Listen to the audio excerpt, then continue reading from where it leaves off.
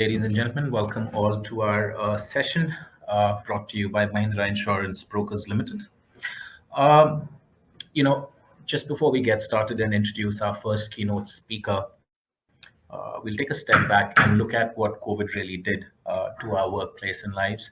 And while I'm sure that we all have attended so many events, both live as well as virtual, and we've spoken endlessly about how COVID has impacted our lives, the one thing which really hasn't been spoken about as much is the presence of video calling, which very slowly but surely crept into our lives.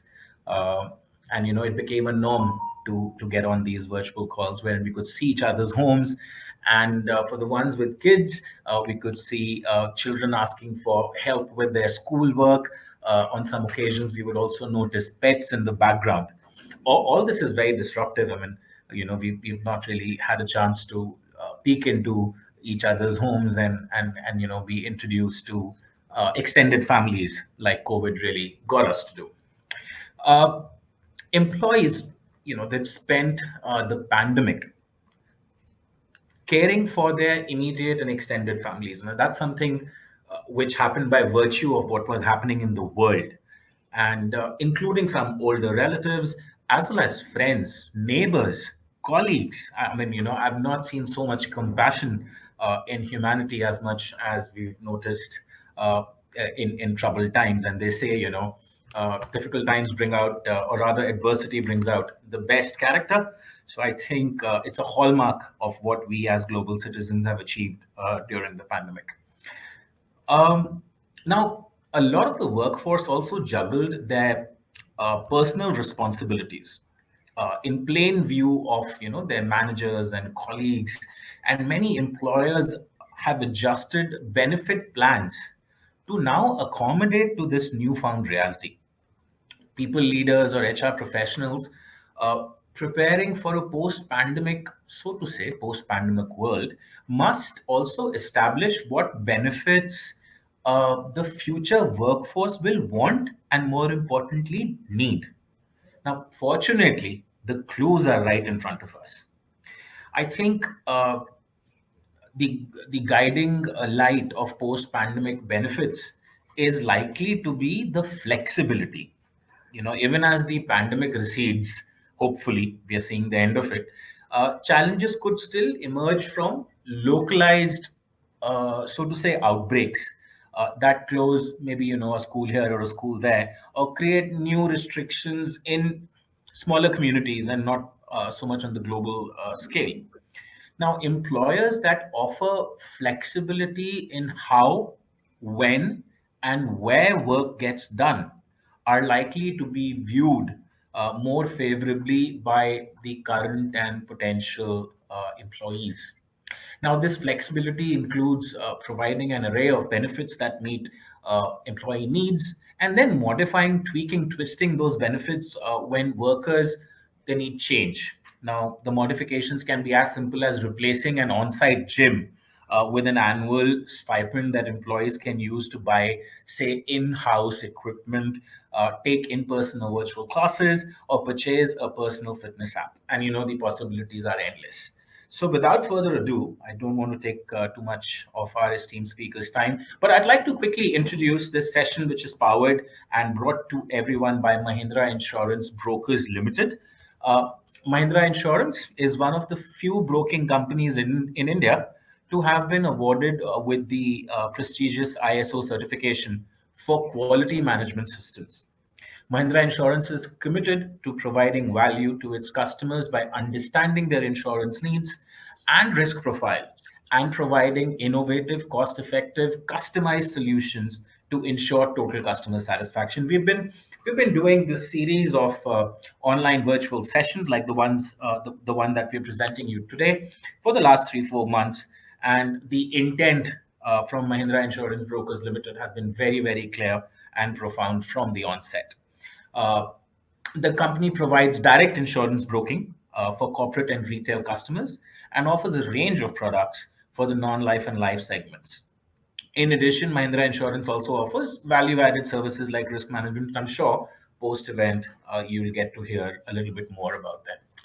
So, the event theme today is the Juggling Act of Future Proofing Your Benefits Package. And I'd like to introduce Raju Faujdar, who's the global CHRO for a leading pharma group of companies called the RK Pharma Group of Companies. And his session today is going to establish the symbiotic relationship between benefit programs and workforce productivity. Sir, if you could please take over, take center stage, and I'd be here to assist you in case we face a glitch. Thank you so much. You have told, the factor. Once upon a time, HR used to be the enabling function, Yes. but there is always opportunity in any of the threats. So COVID has basically given chance to the HR to become the front runner. Today, if you talk about in most of the organizations, they have understood the value of HR, and HR is front runner, or rather, I will say they are holding the banner of the organization. This COVID has changed the entire scenario. Whoever we have been listening, but actually, this has happened in the way of COVID 19. I was just going back through this Harvard study of Feb 2021, which says that almost 85% employees were not satisfied with their current organizations. Reason me, we have been traditional on providing the solutions to our employees, but the questions which they have asked were entirely different. They asked, if we are not family of the organization, then what we are? Is work a fashion? There is a war between the talent and the organization care. Work is work, but how I am attached to the organization after work. Then setting on the direction in the uncertain futures. So that made really the even the organizations to think in a different direction. So if we go by non-companies, they come up with the innovative things because in cutting edge when we have got face-to-face competition. So cutting edge advantage is taken by the organization who are innovative, who think first, who adopt the concepts on the priority. That makes the difference. So I'll just name few organization. It is like Deloitte, which has carried out the study. It is carried out based on the different categories. So it has been millennials, there has been Gen X, Gen Z, and so on. So what they have found out after this study, which basically run into many organizations across sectors and across geographies. So there has been a different thought process of the those particular generations. So like Microsoft, it encourages to raise the money for the activities which are basically into the society. Even if I talk to my son who is into 25, 26 years of the age, he working with Amazon, he says, I want to join an organization which runs into CSR. That would truly is CSR. So it means it is the community, it is the social bonding which this generation is looking for by the organization. So like if you talk about Google, so Google is offering the perks. It is giving them the flexi work, which makes a difference. They can spend time. Facebook, uh, they have conquered few projects. Out of them, like they have extended this parental paid leave up to 4 months. So it is for full-time employees, but they have started thinking in a different direction. Apple now offers the restricted stocks, but that is basically they have again invested into the health requirement. If you talk about Uber has got Glassdoor reviews, which were not very good, but they have now focused more on the culture part. Microsoft is now working on high employee morale. So they are basically looking for the requirements of those particular generations, which are going to be their levers. So Like all these things, when we talk about, especially in uncertain times, so the mainly thing or the study which has come out, it is now the generations are looking for the benefits which are beyond the monetary. They are looking for like whether I'm the family with the organization. So this is focusing on friendly and wellness about the families as well, along with the employees. So they have come out with the solutions like flexible and health savings account, flexi working, then leave and flexibility to work.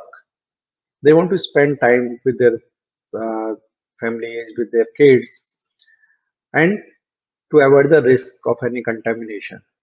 Next one, which was came as a study, that was on to the healthcare and health services, which became the most demanding thing in the COVID-19. And next was the investment and retirement benefits. So this included like few wanted to have the security because they've taken the education loans, they've taken housing loans for themselves in case something happens to them. So what about the family? So they want some security from the organization. So while going through all these things, uh, so if you talk about the symbiotic relationship, this is basically the relationship existing between two agencies or between the two human beings or between an institute and its employees where they together exist, together grow, and that is beneficial for both of them. So once they're coming up with like flexible working, even if you talk about our organization, we have got unlimited leave. Even in the production department, we have allowed them to work from home, especially to the managers who can sit back at their home and they can manage the operations. They can control the production activities. We have got absolutely no issues because the productivity should come on. We should get the desired results. If you give the flexibility to people, it doesn't make difference. So if we talk in terms of Indian scenario that to core pharma manufacturing, so you will hardly find unlimited leave. But yes, it has to be approved. There has to be proper planning from your leader as well.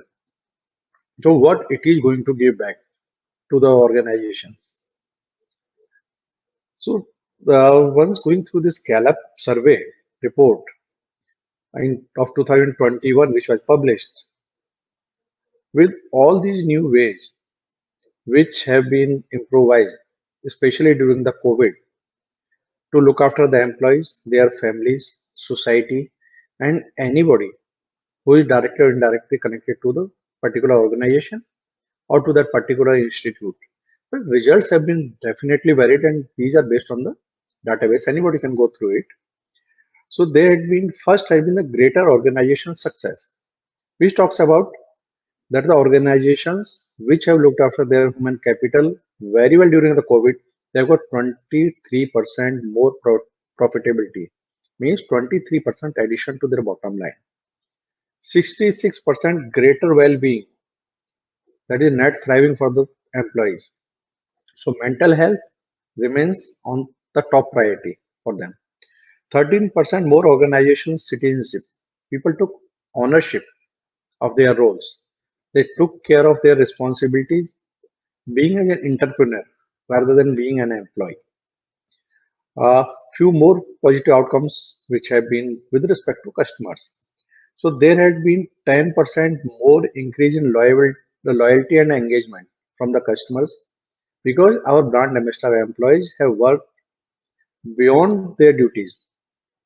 They thought, yes, organization is looking after me well. I am thinking as an entrepreneur mindset. So now I have to focus more. So things went beyond the call of the duty. There had been 18% enhancement of productivity with respect to sales I am talking about. So that is huge numbers. 14% more productivity with respect to actual production in manufacturing industry. So for this, the production records have been evaluated and it is based on that data. What reduced? We have talked about positive, but this double negative is also positive. There has been 81% less absenteeism in those organizations which have been innovative, which have thought out of box to look after their employees. So 81% less on absenteeism, 18% less employee turnover for the organization which were having high turnover. High turnover means any turnover beyond 25% per annum. 43% less employee turnover for those organizations which have got low employee turnover. 28% less employee thefts and spillage, which makes a lot of difference. 64% fewer safety incidents for us, like being in the chemical or core manufacturing. So safety incidents make a lot of difference in our working and output. So 64% fewer incidents means a lot. There is huge improvement on the EHS index for that particular organization, and 41% lesser defects in manufacturing. So if you go by this, in case organization looking after their employees very well, the outcome for the organization is really entirely different. It's mind blowing.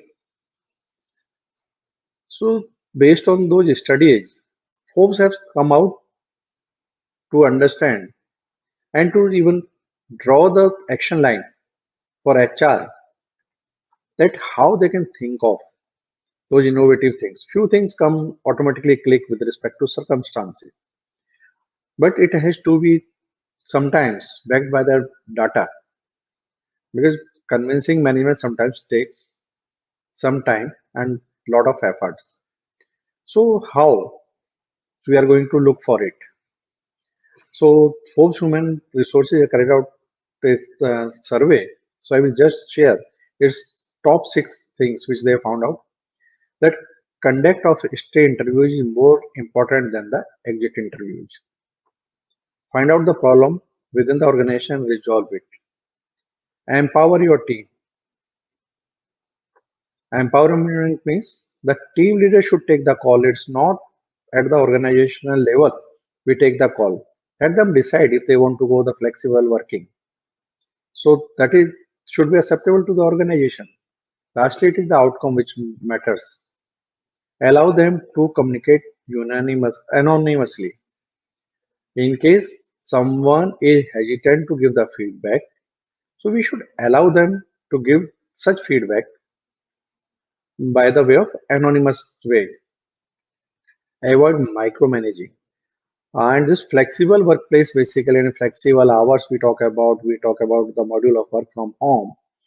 This has basically reduced a lot on the micromanagement, and which has basically, as I told, it has resulted in very high positive outcome with respect to organization uh, outputs. As mentioned, like there has been the increase on the talent, this engagement with respect to customer.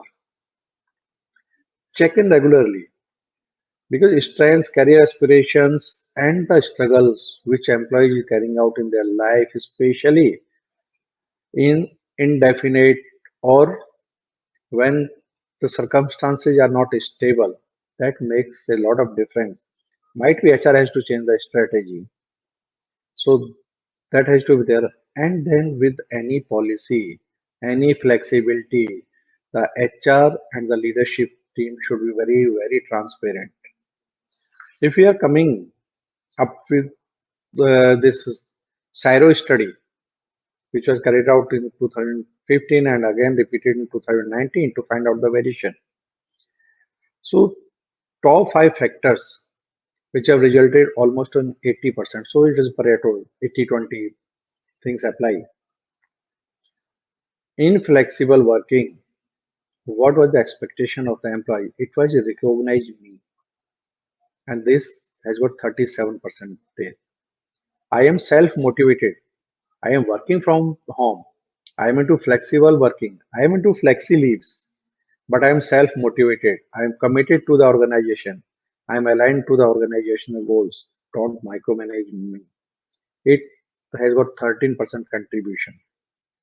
Inspire me. So this inspire not only talking about the inspiration by the leadership, it is the inspiration how well we are taking care of our human capital, how our policy, how our benefits, and what special we are doing with respect to our competitors, with respect to the industry, with respect to the geography, which is going to inspire our employees. They should feel proud that they are part of our organization. So such policies, such benefits, it has got 12% contribution. Next, give me autonomy. So flexible workplace has basically given a lot of autonomy to the team leaders itself, to the team members who have gone beyond their call of duty, who have gone beyond thought process, who have got out of box thinking to micromanage. So to avoid the micromanagement of the things at workplace. And the last, which is going to contribute to 80%, this is however 6%. This is train me how I can look after my team well. Train me how I can have the better output. Train me in case I'm working off the office or my team is working off the office, which are the better ways. How do I accomplish my tasks? So it has got 6%. So all these five factors make the 80%. But this required again a lot of working from the HR. HR had been for front runner because during this COVID time, they have basically worked as the process owners. They have worked as a entrepreneurs. They were the flag bearers. They were the first line leaders who have led from the front. But yes, these benefits which struck to the HR mind very fast to ensure that employees are treated as a family members. They are looked after well, their families are looked after well, and there is the connect, there is the engagement within the employee and the employer, so that they are not two factors. They are basically one factor. They are connected to each other, and we also understand they have got such relationship which is going to have the impact on both the sides equally. But the feedback, sometimes HR has to be very patient listener. The feedback, the new initiatives, sometimes the solutions come from these employees only. So be the patient listener. HR should, like I am writing another article which will be published in the month of December in People and Management. Why CHROs are now going to be the CEOs, rather successful CEOs in future, because in uncertain situation they have performed very very well. They have led, like in defense forces we do. I am being from the defense forces. I can very well share. We don't work with the single strategy. Same, almost all HRs have shown. They have got the strategy A, B, C in place. In case A was not working out, they have immediately brought in the strategy D, so that three alternative strategies are in place that connect the special benefits, let it be way of working, let it be flexibility, let it be autonomy. HR has suggested, and more or less, almost all organizations and complete leaderships, the directors, they understood the need of the hour, and the organizations which have been successful in implementing these have got cutting edge over their competitors within the industry or even the cross-functional industry from where they could source the best of the talent. So this is how I would like to say that this is going to be wonderful discussion, because I know there is going to be around 100 years of the experience in the panel itself. Thank you so much, sir. That was very insightful. I would like you to, sir, pick a question before we bring the panel in. Vikrant is an executive director. He's representing procurement as a function. His question is quite relevant. We will pick it up as quickly as you possibly can, sir, and then we'll bring in the rest of the panelists. So he's saying that the leaves are used as a way to buy out the notice period in most of the companies, and hence people don't end up consuming most of their quota because they can offset the leaves against the notice. How can we influence this behavior? Resuming the relationship between the employee and employer should be so good that no employee should even look beyond the boundary. Raise your boundary wall height so much that people don't think of going out of the world. They consider this as their first and last employment. Regionally, they just don't set in their leaves against. Basically, they're trying to run away from the organization. So people practices are not customized.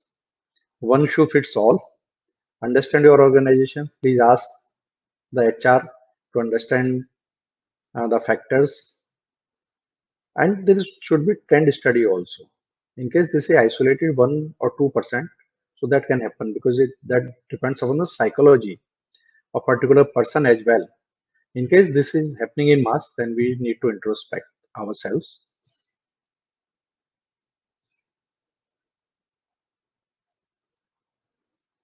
You are on mute. and and that is something else which needs to come into practice with more and more webinars, I guess, being on mute and trying to communicate. Thank you, sir. Ladies and gentlemen, we'll now go backstage and we'll come back with our panelists. This switch will not take more than 60 seconds. Please stay tuned. We'll be right back with you. Okay, so welcome back. And now it's time for our panel discussion, wherein we have a rather interesting set of speakers who are more than qualified to speak on the subject, which talks about creating comprehensive benefit package or packages in a world of rising healthcare costs. Uh, Raju sir, who's the global CHRO for RK Pharma group of companies, will be moderating the session, and hopefully we bring out the most from all the panelists.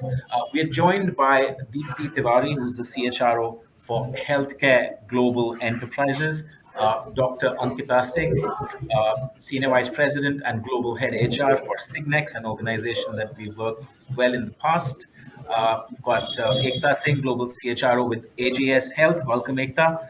And we've got Ramakrishna sir, who's the CHRO with Home Trust, sorry, Home First. And I hope you don't hold that against me, but Home First Finance Company.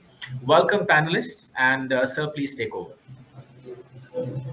Thank you, Shantanu. Hi, good afternoon, everyone. Good So it afternoon. is going to be challenge for me. I have got around 100 years of the experience in the panel itself.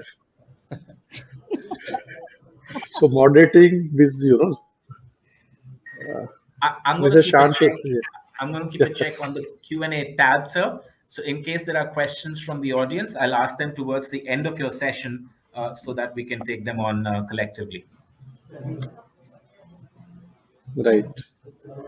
So as we have seen in COVID, there have been a lot of confusions, and actually VUCA has taken place in the COVID. And this is the first time I think business have realized that HR can be a front runner for all the organization, and HR hold the flag high for the organizations.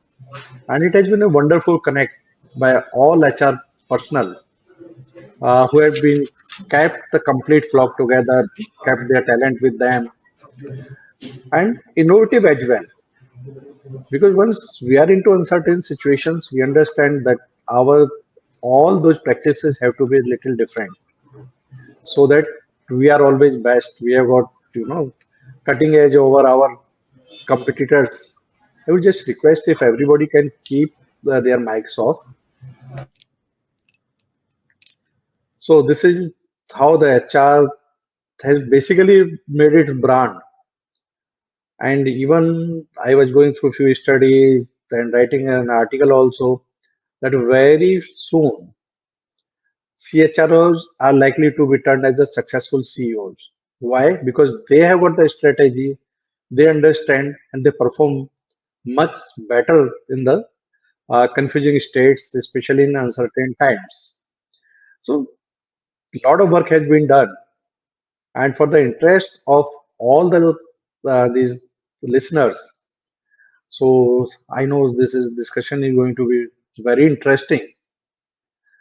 So there had been a lot of curiosity in our fellow HR professionals also, who want to listen that what better we have done in our organizations, so that they can also learn. And it's our responsibility also to ensure that our next generation gets ready to take over when we retire. And they have got equal responsibility to pass on this baton to the next generation.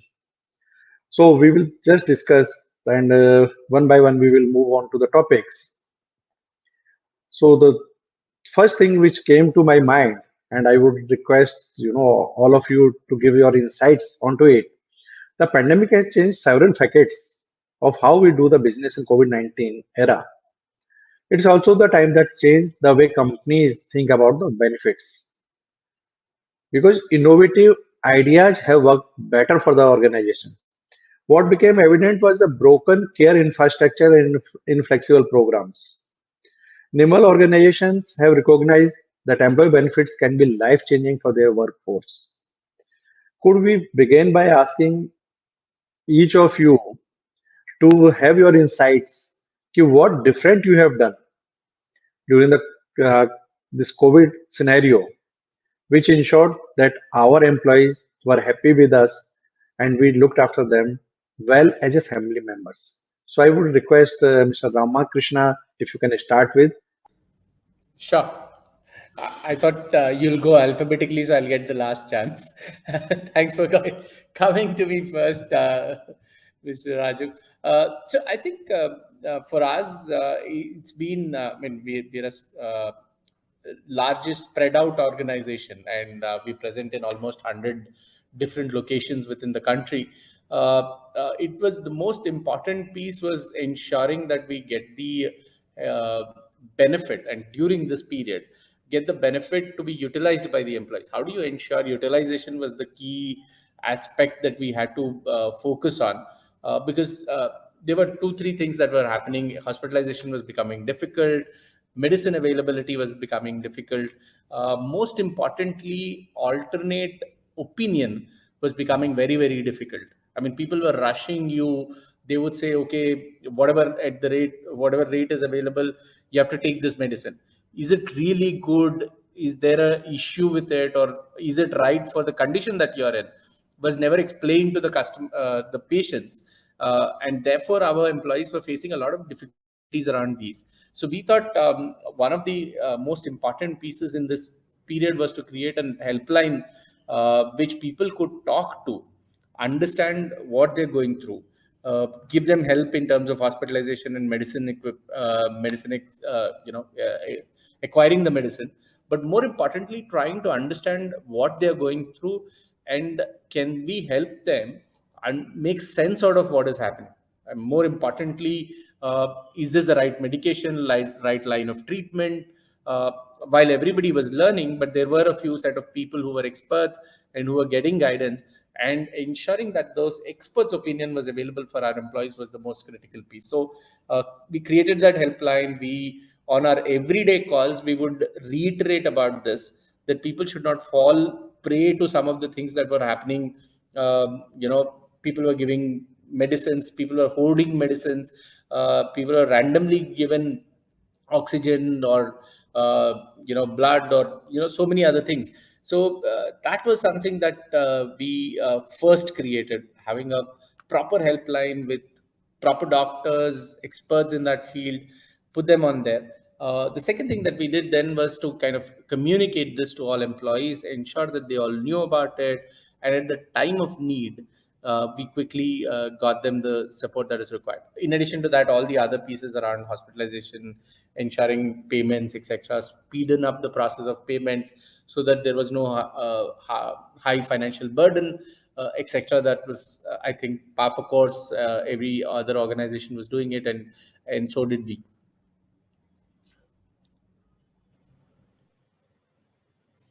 Thank you, Mr. Ramakrishna. So I would now request uh, Ektaji to have some enlightenment with respect to what she has done differently. Absolutely. Thank you, Raju sir. All right. So I think I do echo with Ramakrishna, my fellow panelist today, on some of the things that he mentioned. Complexity definitely was the multi location, some being tier two cities where we may not have that good an infrastructure, definitely a challenge. But I think how we tackled and what's important to know is even before the pandemic, AGS Health has in house doctors. Now, I'm not propagating that all of you should do that, but during pandemic we came to realize that that was a blessing in disguise, because the panic that was created with hospital beds not being there, everybody freaking out even with the slightest viral fever or flu thinking it is COVID, that kind of went away because this doctor was our first line of communication, so that helped us big time. We also, I think, similar to what Ramakrishna mentioned, we also went through a lot of education. So we did not limit ourselves. Typically in India, when you talk health insurance, it's physical. Let's be practical, right? It's just physical. Nobody talks about emotional, psychological, mental, or financial well-being at all. These are just good to have in the books, but when it comes to conversation, it is still considered a big taboo conversation. But during pandemic, we kind of step away from that. We said, hey, first month, of course, we were all grappling, trying to understand till April end. But come May, month of May, we kind of started having Friday conversations. So Fridays used to be, either a physical activity, or we would, bring in speakers to talk about psychological problems, challenges, etc. I openly talked about I lost my father, so I openly talked about that with the employees. How do you deal with it when you're sitting at home? When you go to office or meet friends, socially there's so much to talk about. So we became very open about psychological well-being. We became very open about mental well-being, and we invited panelists and speakers across the world to come talk to our employees. We said it's not a taboo topic. So that helped us a lot, I think, in terms of looking and feeling for the future, exactly what all of you are suggesting. But I think the biggest thing that came to our rescue was the supplemental health consultations that we'd signed up for.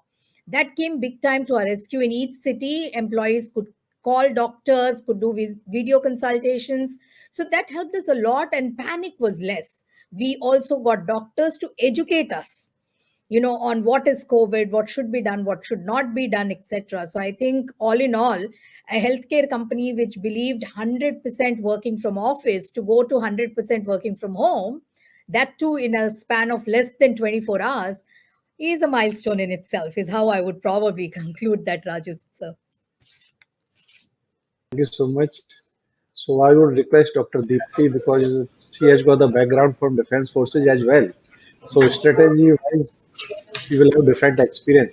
If you can share your experience, please. Sure. Thank you. Thank you so much, Mr. Raju. And I echo with my fellow colleagues, Ramakrishna as well as Dr. Ekta. I think that was the time in the history which was quite obnoxious to everyone. I think it was not an easy time, and nobody expected this will happen. In my journey, I was working with one of the organization which was an MNC. Right now, I am in a healthcare, which is my domain, being a doctor. But before that, I was working in MNC, which was more into product development. So all engineers all around. So there was a complete mind shift change. That earlier it was a concern that whether the employees are productive or not if they're working from home. But this COVID changed the scenario.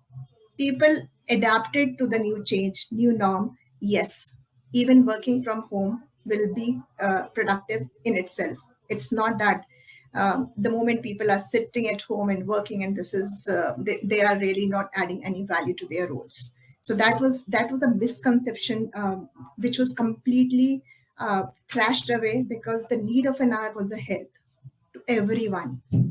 Another very important point which I realized, because I was working with the people who were sitting in US and Europe, and I was operating from Chandigarh. The another thing which I realized, that the biggest thing in that scenario was the empathy from the leaders. Are they communicating? Yeah, there's a problem. There's a hue and cry all around, And are the leaders getting into the nerves and understanding the pain an employee is going through? I think that was an eye opener where I realized the people sitting across the globe, be it in US, be it in Europe, be in India, be it in Japan, everyone was having the same kind of a thought, same kind of a feeling, and they were ready to do anything which can help the employee. That is a mass movement which I could sense out. And this COVID has opened our eyes. Everything is possible. And so many people lost so many people, so many relatives, family members, friends, and this was like a toughest time which I have seen in my career. It is not the toughest like I have seen in army when I'm into operations and I'm working very getting into op hifazat where we are connecting with the ulfa militants, not to that extent, but here there's a different feeling altogether, where there was a feeling of care, passion, and do anything to help your employees. And I have seen this in the leadership team, and that is the reason why we survived to that extent. Even there was a time where there was a lot of ram down happened. Lot of people lost their jobs. Again, that was another important aspect, because you are having a communication with your employees, telling them, okay, we are cutting your cost, but we are not asking you to let go. And that was a strong move. It's better to retain the people in these tough time, and we continued on that front. I would say the leadership was quite cognizant of the fact that it's not only health, it is also the financial part, which is important for every employee. And we focused on that. We did cost cutting, but we were quite sensitive.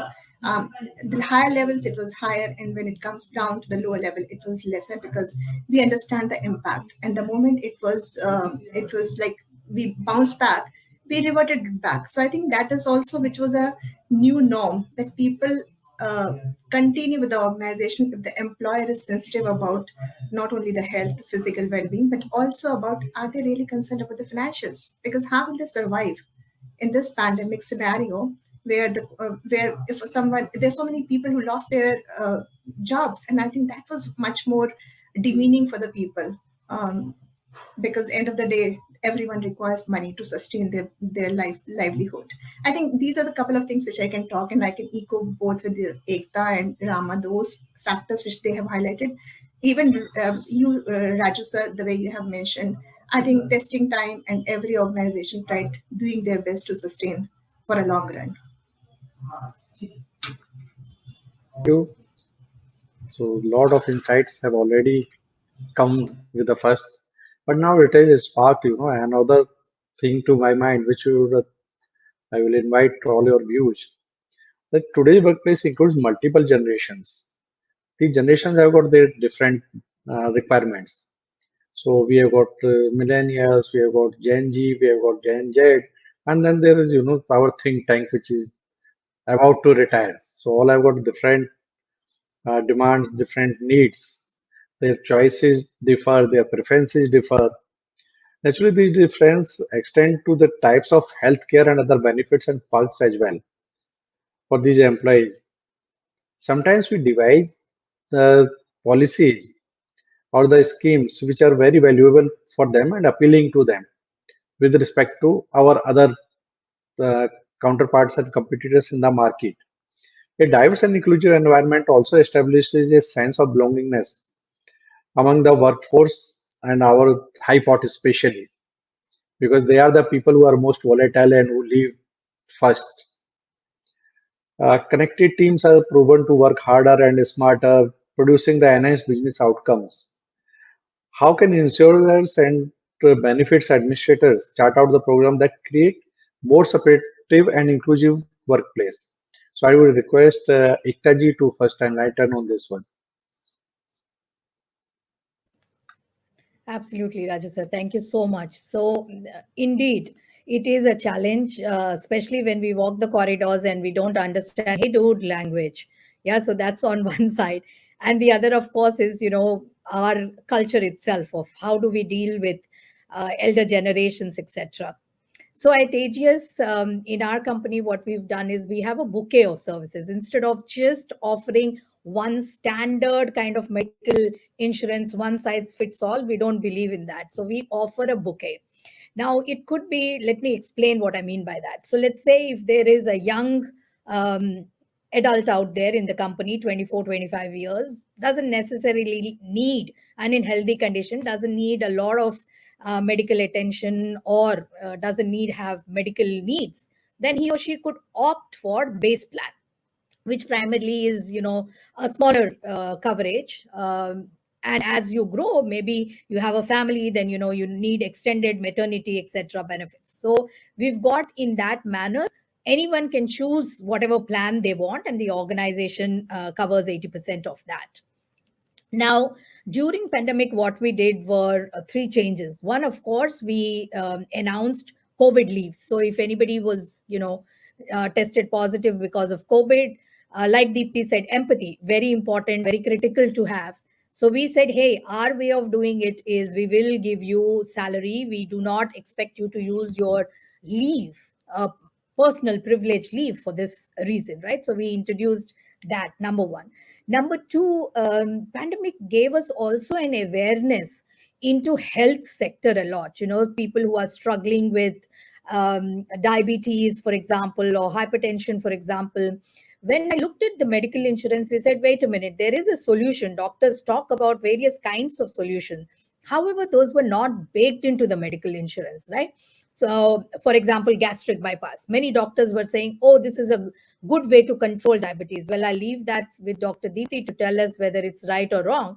But we said, hey, we're going to open that for all our employees. Yeah, we're going to open that.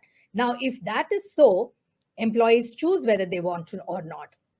Now, the third thing we realized is we are a very inclusive organization. So LGBTQIA plus community, we do not discriminate. We hire them. The funny thing is, in India, we had to struggle to get medical insurance for them, especially transgenders. We had to struggle. I remember having, oh, what heated, lovely conversations with our providers to make sure that they get included. Now, that to me was an eye opener as an HR who's, worked in US and then come back, worked in multinationals in India. I was really clueless that we didn't cover this community at all. So we did that. So now if there is an individual out there that has an identity challenge and does wish to change, hey, guess what? Our medical insurance does provide that. Besides all of this, we always, for last 10 years that the company has been, believes in a concept of floating holidays. So we have fixed holidays, only 5 in a year, unlike other organizations that may have all 10. In my previous company, we had all 10. Here we have just 5. And the remaining 5 is your choice. If you in Hyderabad are celebrating, for example, Ganesh Puja, go ahead and take that holiday. It may not be in Tamil Nadu. It may not be in Jaipur. It may not be, in other places. So if those places want to celebrate Diwali, then the employees choose to take it on Diwali. So we made it very flexible for the employee in that city, in that location, by their faith, to go ahead and take holidays, floating holidays, as per how their convenience is. So we basically, what did we do? We heard our employees. We heard what they wanted, and we then diagnosed and designed benefits that will appeal to them.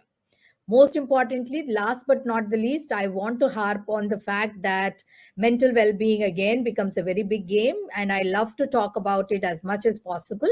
And here is where what we did in appealing to all generations is we took every generation one story of something that someone in a millennial has faced through. You'll be very surprised. I had a coach who was talking to me, and he mentioned that there's a CEO in this new organization who's moved during the pandemic, just before the pandemic, 1 month, did not have a social circle. Work was all he did. And guess what happened during pandemic? He had nobody to turn to or talk to. So we emphasize the significance of social contribution, right? And stories of probably, each individual saying, hey, I fought this aspect. Like Deepti was saying, probably you lost a family member. We went through that. How did you deal with it? Because others would benefit from a story, which would be peer level stories, right? People all learn from that. So we did that. And I think that has helped us remarkably well. I'll pause there, but I think that's a solid answer from my end. Thank you. To hear Ekta ji. So Ekta ji has extended something to Dr. Deepti. So I would request to continue with that.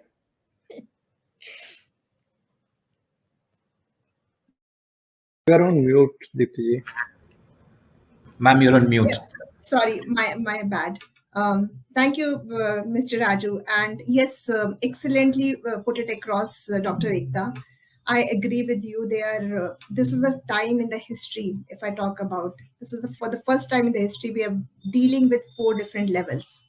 I don't think we have done it like you have millennials, you have Gen X, Gen Y, even you have baby boomers. And to my surprise, almost 40% of our population is converting with Gen Z, Gen X. So I think this is a time of the history which is quite insightful, and like we have to really have something which is more meaningful more meaningful to the respective stakeholders, because everyone has a different need. A person who is a baby boomer, he might have a retirement benefits, he might look for some kind of a health insurance. Vis-a-vis to the person who is Gen X, he might have a different requirement. So customizing these things basis the need of the various generation will be the key for the organization, not now, even in future, because this will definitely every organization has to focus on to remain in this competitive world. Couple of things what I can talk about, which we focused while doing all that. So one is we were very selective about what kind of a preventive health screening we would require, and this was different for the baby boomers, even for the Gen X. Right now, I'm working with an organization which is HCG Healthcare Global, and we are the largest oncology specialist all across Asia, I would say.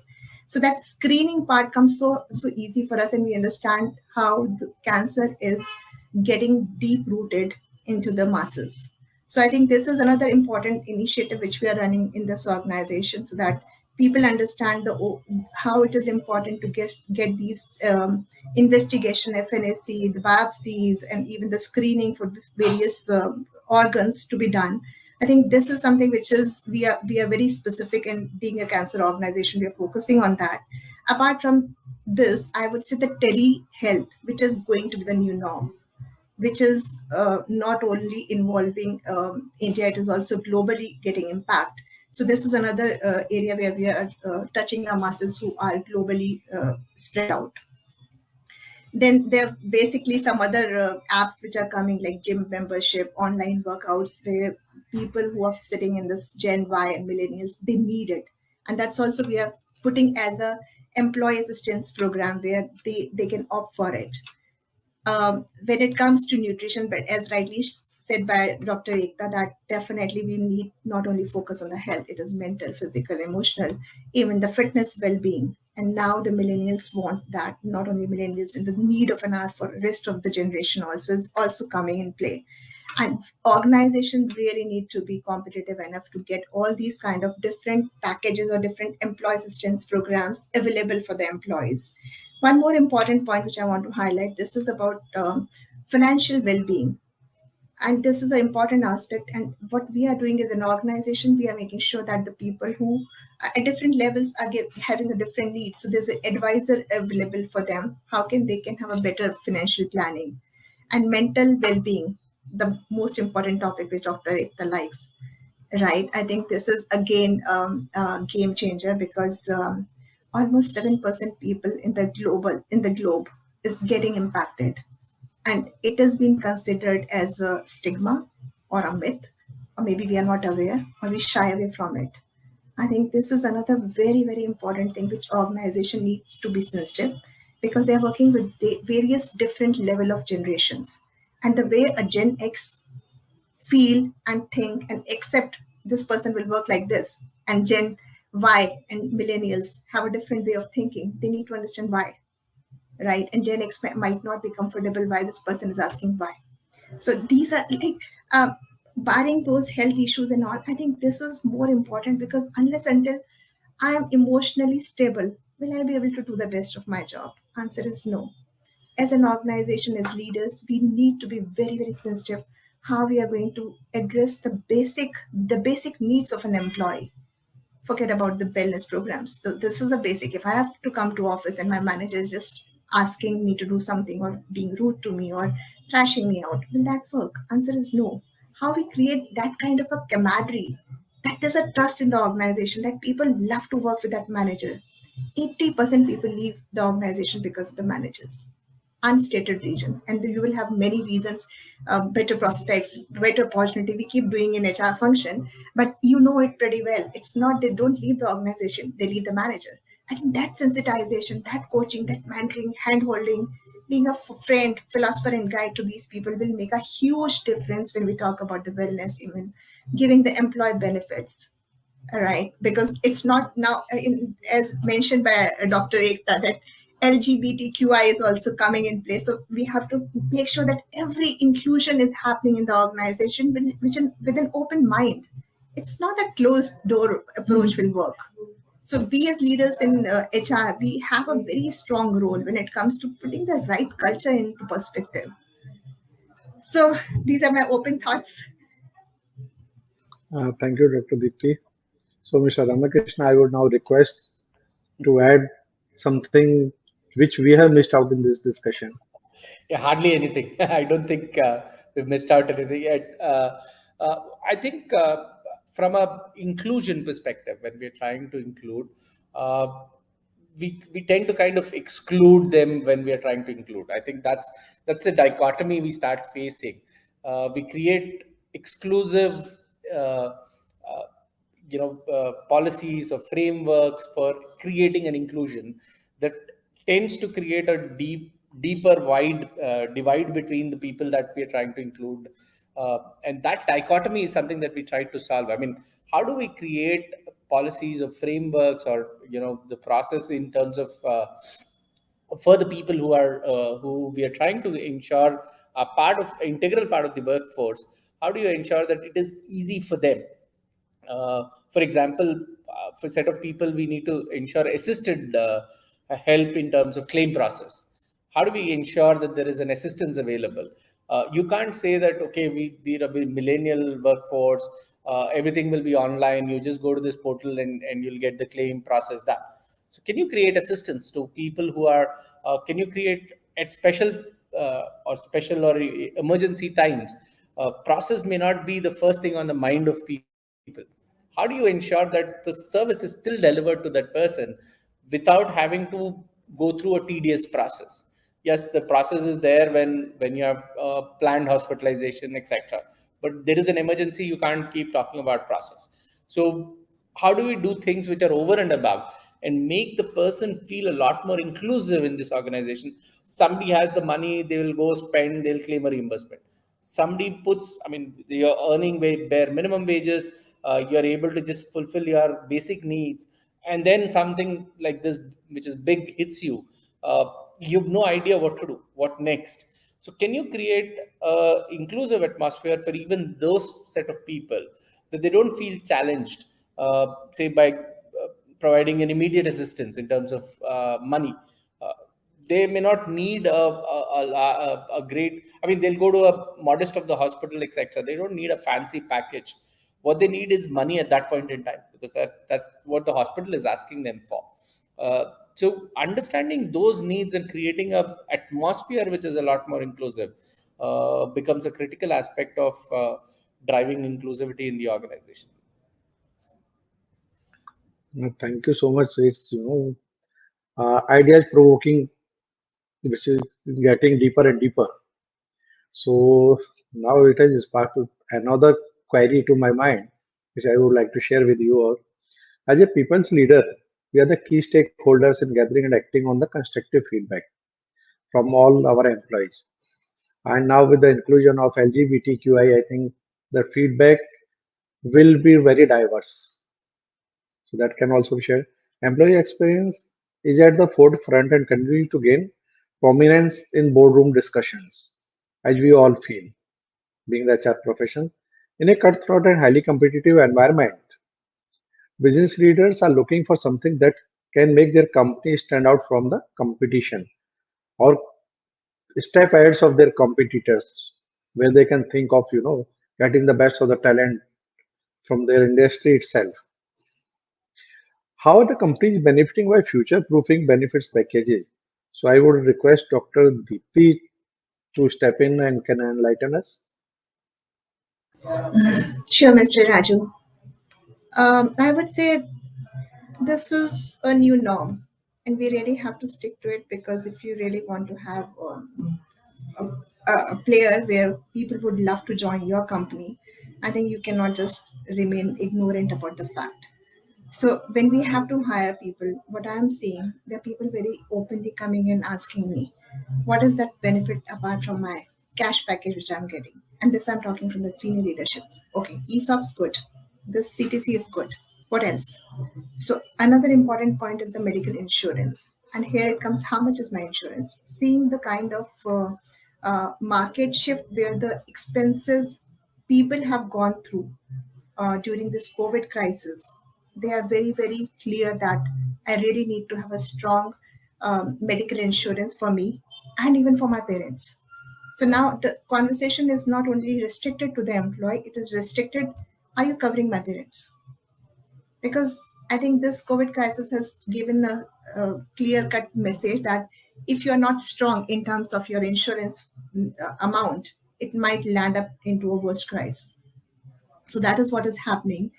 And in that scenario, it's very important for organization to be very sensitive about this aspect. They cannot be ignorant. They have to make sure that it is providing enough financial support to an employee which he feels is lucrative, um, and he would love to join on those terms. At the same time, employee also feel that, okay, if the organization is giving this kind of an employee benefit, means they care for them. So there's a new norm which is setting up. Does I feel belonging to the organization, or does the organization care for me? So having these kind of small things is adding a lot of weightage to the employer. And also we are able to attract the top talent, because the moment we say these are the things which are covering as a package, it boosts their morale. Oh, great. So it is much more than what I was getting in my previous company. Somehow this helps me in attracting the top talent when it comes to the employee benefit package. And apart from that, I think everything is interlinked. So the moment you have this kind of feeling, the people, the existing employees also feel that, okay, since the company is investing in valuing them, this boosts their energy, this give them more productivity, and they're more accountable and more responsible for their jobs. I think this is another important aspect which we are seeing in employees when they get this kind of a benefit where they feel that organization care for them, nurture for them.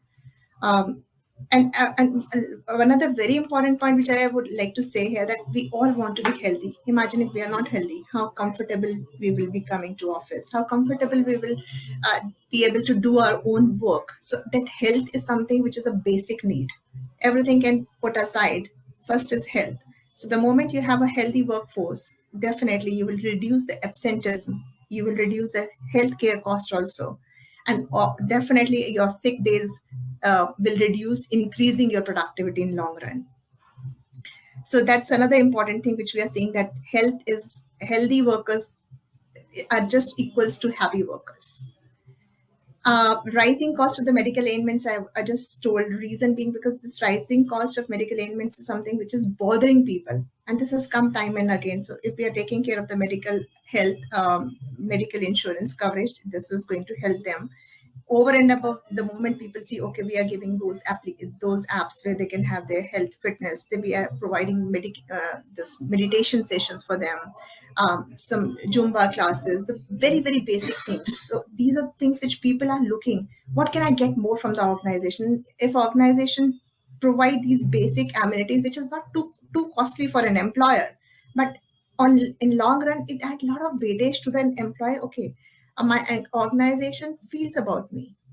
So I would like to say, employers who stay ahead of the shift and offer the benefits their employees are looking for will earn the respect from the employees, and they will be able to create a very cohesive and a resilient workforce. Thank you so much. It's a really good insight. I would just like to add, because Aqualite, where I was working, requested by this organization, so it is into shoe manufacturing.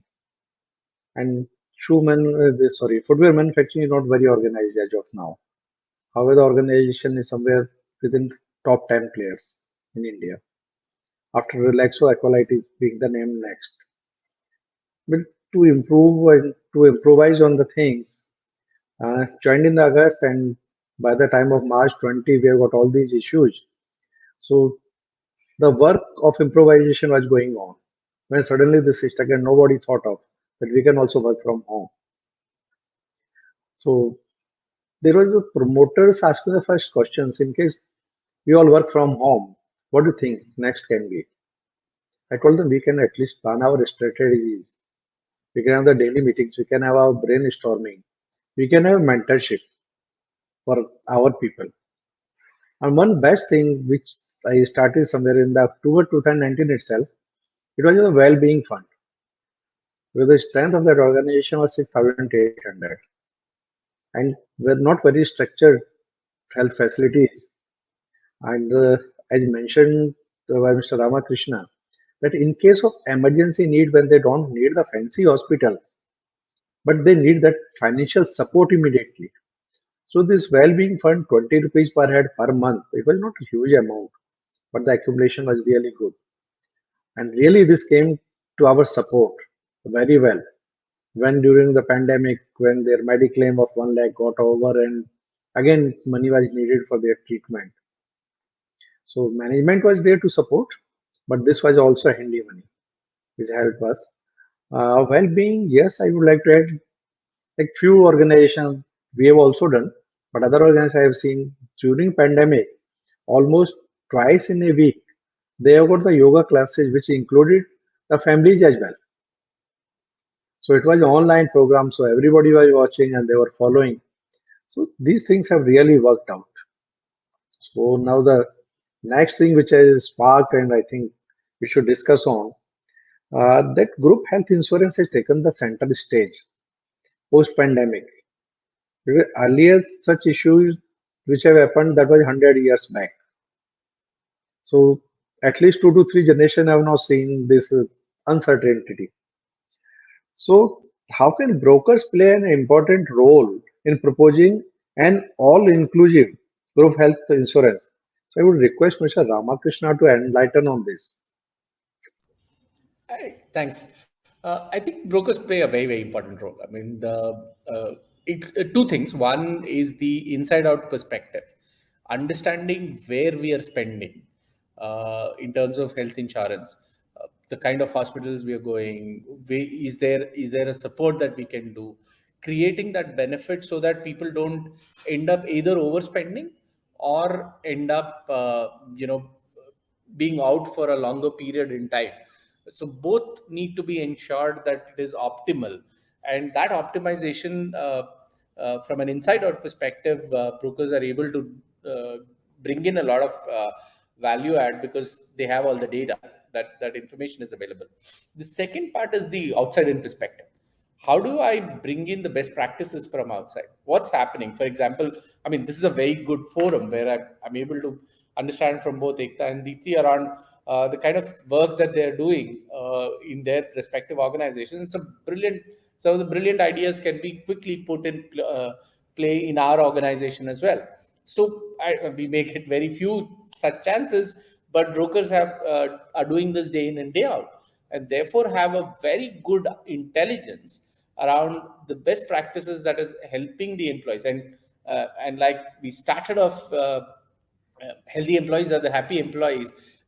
If you're able to bring that in for everybody that they are working with and they're servicing as clients, we will be able to bring down collectively the healthcare cost, and it will at the end of the day also help the overall organizations, and not just our organization. If we are able to build that across organizations, the overall healthcare costs will start coming down, and that will ease off the burden, because at some point in time organizations will also realize this is a cost that they can't bear. Then they will start trimming down, right? I mean, today, the heat of the moment, COVID, the whole care, the passion, everything, people have started paying out whatever we can to ensure that the employees are happy and they're taken care of. But when the rubber hits the road, and when the cost pressures will start happening a year or two from now, some of these costs may not be sustainable. Some of the benefits that we've pushed or rushed in to deliver for the employees may not be sustainable. So what to do then? How do you ensure that employees are still able to get the best out of the healthcare policy that we have. However, keeping the costs in control so that we can continue to deliver this in a sustained manner. Because the first thing that organizations will start doing is cut out parents, introduce copay, reduce the cover. These are things that are going to have disastrous implications at a later date. How do you ensure what we have done good during this pandemic and sustain it over the next few years, and then ensure that collectively we are all still in the green and not in the red? Is going to be the role that brokers have to play, and that'll be useful for us as we move forward. That's really great.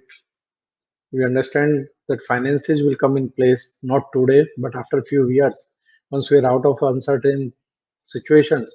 Definitely, management is going to come back to HR and ask, okay, come on, buddies, what to do next? Because we want our employees safe, but yes, budgetary constraints will play in the bigger role. So like being that on financial front, could you talk about something that consequence of this impending healthcare policy on budgetary considerations in organization or the constraints? How we are going to deal with them? So Yeah, I I would think. request Dr. Ekta, Sorry, my bad. I thought you asked me. uh, Dr. Ekta, I think let Mr. Ramakrishna continue with his thought provoking, and then I will come back Absolutely. to you. Absolutely. Sure. Okay. Sorry for that. Sorry for barging in. But yeah, I think for us, it's been on our radar as we move out from the pandemic, and we're hoping that we are actually moving out of the pandemic and moving into a new era. How do you ensure? And some of it has been very well answered in the previous questions.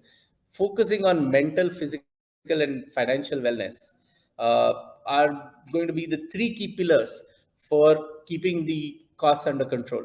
If we spend more time, effort, and money on these three aspects, these three areas for our employees, the healthcare costs are going to give you a much better return. The reduction in the healthcare costs that will hit you later are going to come down drastically, and the productivity will take care of the entire the budget issues that you will start hitting. So spending a lot of time and energy ensuring that people talk about wellness. For example, in our organization, we every week religiously we talk about the wellness initiatives that we are doing, uh, events that we have, anything that employees can take benefit out of, so that even if 5% of the employees participate, then it will have a rub-off effect on the others, and then it will kind of snowball into something larger. uh, Even though when there will be days when nobody attends the session, we don't feel demotivated, and I tell the team, don't feel demotivated. Even if you made one person aware about their own health, out of say 1,000 employees, you've done your job for today.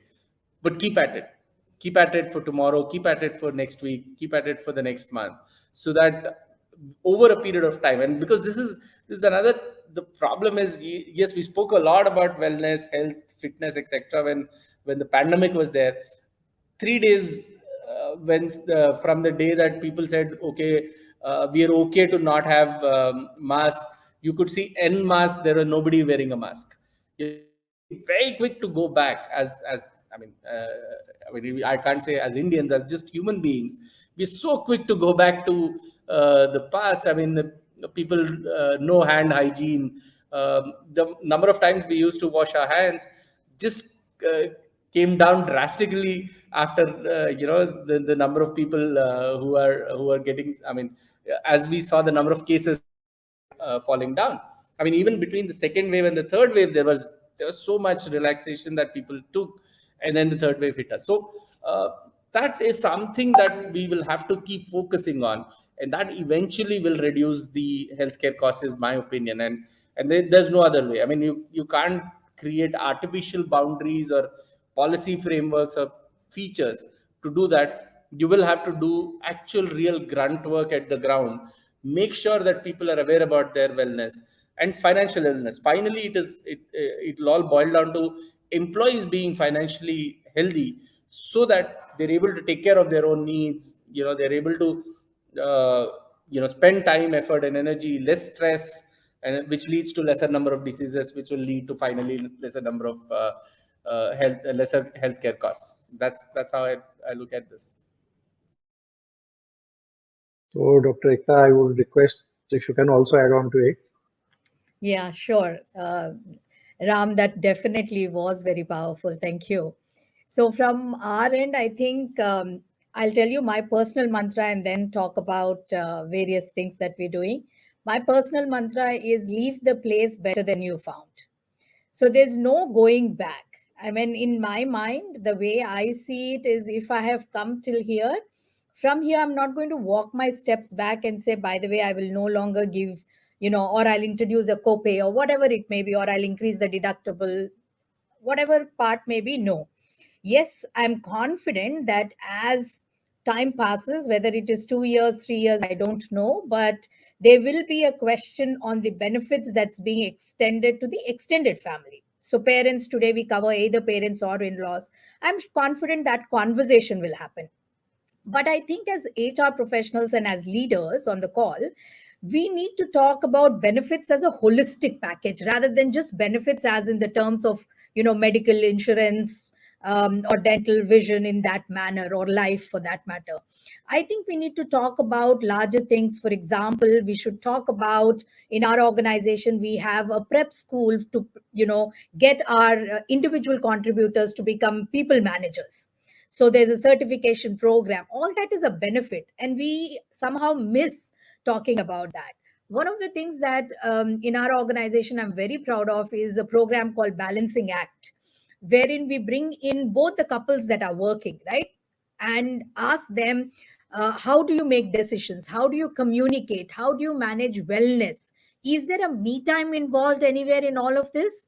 And how do you take care of your children, right? I think it's very important. Deepthi mentioned about Zumba, yoga, and all that. We do all of that. But we also, at a team level, what we do is we have something called Bring Your Family to Work. So we are all working, remote, at least were working until few months back. Now we've, 70% of our workforce almost has come back to work. But when we were working from home, we said, bring your family to work. It pretty much means going from one room to the other, but then, in smaller groups, that created a cohort. It created, oh, this is how I connect with my spouse or my children. And obviously the kids always had something special to talk about or make and show to the teams. So that built quite a lot of connect. I think in India we somehow don't give significance to smaller things in life. We only look at the bigger ones. Last but not the least, I think communities. Communities are very, very critical. Again, we do not talk so much, like I said earlier, either it's a taboo or it is stigma, however you may want to call it. But communities, for example, many women, after they give birth, experience depression, postpartum depression, talk about openly, create a community where they can come together and say, this is what I'm sharing. A lot of women come and say, hey, by the way, I like being a mother, but not motherhood. So there's a huge debate going on over there. Yeah, for example, another could be, all of us that love tennis can come together. We're creating a community. So I think community feeling is also very critical and as part of benefit. I know it is a larger benefit and not necessarily in the gamut of what we are speaking, but I think we should expand our own horizon so that we are able to explain to employees the smaller nuances that the organization can also give. That's my view. Thank you. It's really great. So, on community working, like in JIDS, we have started the common interest clubs. So, it was on to like in case they love music, they can be part of music club. They can be of Exactly. cycling. They can play cricket. They can play tennis, and it included not only the employees, it included their families as well. Yes. Yes. And these were Absolutely. multi-locational clubs basically. So anywhere common interest group, we as a HR, we were the single point of connect, and we were getting and then getting them introduced to each other, so that they can have that in place. Really, this is a good uh, learning for us also. So I would request Dr. Deepti if you can also add on something onto holistic benefits packages. Sure, Mr. Raju. I think my friends have already covered. Dr. Ekta, even Rama has put it so nicely that they are continuing with this wellness program despite having one employee out of thousand attending. I really like this theme that this is what consistency all about, and appreciate that. And even the communities discussion we had both from Dr. Ekta and from you, I think these are things which really bring out the best in the people. So apart from this, I think broadly they have covered most of the things. I don't have much to add on. Nevertheless, the only thing which I would like to add on here, when we say that we want to have employees, the most important is, are we saying something and not doing it? For example, we are talking about the Zumba classes. We are talking about I am health freak. But if the CEO in the boardroom, he's not considerate, he's not understanding what is the benefit, what's the importance of this thing. He's more focused on the balance sheet, the revenue, the EBITDA numbers. So that's a wrong message which is going. Whatever we do, unless until it is coming from the top down, where the leader himself is getting into the fitness kind of a thought process, where the leader is getting into making sure that people are getting the insurances, and he's asking the HOD sitting in the room, are your people getting into it? Are you happy? Are your people having this emotional balance? Are your people getting the well-being in the organization? That sensitization should start from the top itself, because it gives a more room for the people to understand my leader is talking about it, then I have to work on it, and I have to ensure that it percolates down to the lowermost level. So whatever we do, be it wellness, be it emotional, be it physical, be it social, even to the extent of being getting into the spiritual space, I think the involvement of the leaders and the managers will be the game changer. Otherwise, it will be good to have it, but on the ground, nothing is happening. As you have communities, if your leader, if the CEO is participating, if their HODs are participating in family day, they are bringing their family, it gives a different message. We don't talk. It's not talking. It's you are leading by an example. I think these are the things which makes a huge difference in whatever we do as HR professionals. The more the involvement of the leaders, the more the communication, the more percolation down to the lowermost level. Those will be the game changers for any organization. It's really wonderful discussion. But I agree, like even for the core behaviors which I've done in one of my organizations. So it was only top-down approach. Reason being, in case our leaders don't speak, in case our leaders don't follow, and they don't set them as examples, people don't like to follow it. So for core behaviors, I have emphasized that we are not going to have the trainers from outside. We will use our leaders only to train our people. So they used to quote, okay, this is part of this core behavior. So I agree, in case we want to make the people even responsible to cut on our healthcare costs. So it is basically top driven, where how leader talks, how they communicate it to the last of the layer in the organization, that will make a difference. It has been really wonderful discussion. So to summarize upon, so I have covered like millennials, Gen X, Gen Y, Gen Z, Gen G, but the inclusion of LGBTIQ, really it was wonderful. Even I forgot to consider that.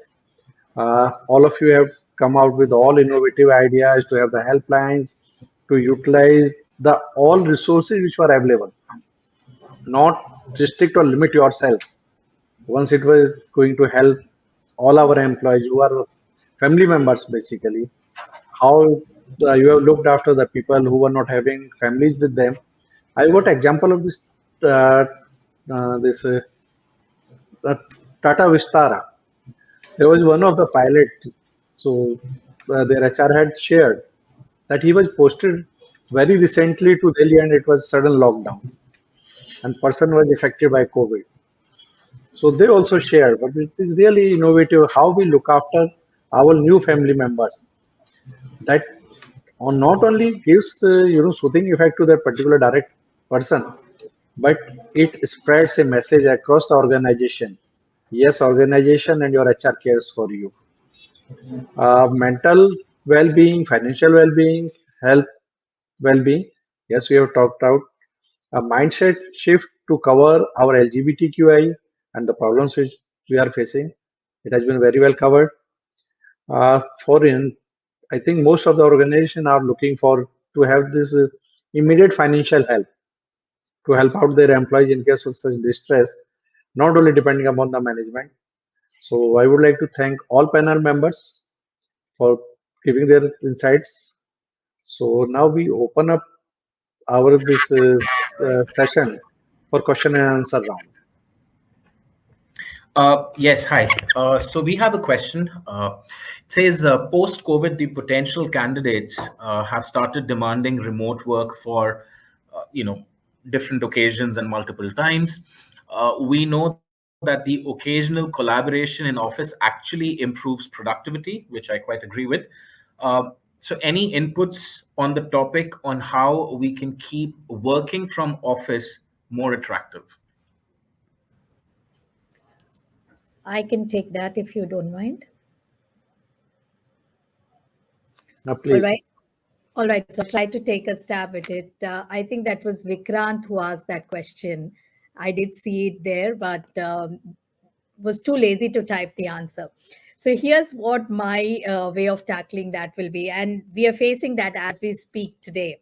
More and more employees don't want to come back to work because A, they would have, relocated to their hometowns, and therefore naturally there is a less expense involved because they are living with the family, etc. Or they would have decided to give up living in the larger cities, whatever may be the challenge. I think for the solution part, there is something called the hybrid work model, which we've all been reading enough about in the in papers, experimenting it at our work also. Now, for us it's optimum because see, if in a healthcare company we do have to come back to work, our clients, and especially we tackle US healthcare, there is a lot of HIPAA regulations. I'm confident many of you have heard of it. What we do in our organization is we've introduced a roster. So every person can take 1 or 2 days to work out of home. It could be Monday, Friday, Monday, Wednesday. It could be any day that they can take to work from home. The rest of the days you come into work. And on the days that you're working from home, keep as many calls because then you don't necessarily have an interaction, a team meeting, etc. on those days. So that's how we are tackling. How do we make it attractive? I think there are 2 or 3 ways. One, of course, is the whole communities we talked about. But I think the sale is pretty easy. The sale, many of them are wanting to come back, at least in the group that I speak of, including me. I'm like eager to run out of home after being literally present for so long, right? Jokes apart, I think if you show them the value of team building, of again coming back as a community, as a team, working together, ideating, sharing, developing, coaching, mentoring, I think all of that is going to help in bringing employees back to work. At least those are the mantras we are using effectively here. Thank you. Hope that helps. No, that Yes, helps. Thank you so much. Would Dr. anyone else also like to pick this question up? No, in fact, I just wanted to compliment Dr. Ekta the way she has expressed it. I think it's important to create that kind of forum for employees that they feel like coming to office. True that. Okay. Well, all right. Very insightful. I think we are just running out of time. In fact, a minute past our conclusion time. I would like to thank Mahindra Insurance Brokers Limited, who set off on this journey of, so to speak, changing lives and the face of insurance sector in India since 2004. Mahindra Insurance Brokers Limited is one of the few insurance brokers companies in India to have been awarded the prestigious certification of quality management systems. And since inception, they've been committed to understanding the customer's insurance needs and risk profiles. I'm certain one of their key representatives will be in touch with all the attendees and speakers post event to check if there are requirements they can fulfill. On that note, I would like to thank our wonderful panel. Thank you so much for drawing out the maximum from this event. And sir, thank you so much for moderating. I think you brought out the best in all of us. Thank you so much and have a good evening, everybody. Thank you. Thank you. Thank you, Thank everyone. you, everyone. Bye bye. Bye bye. Bye and take care. Bye.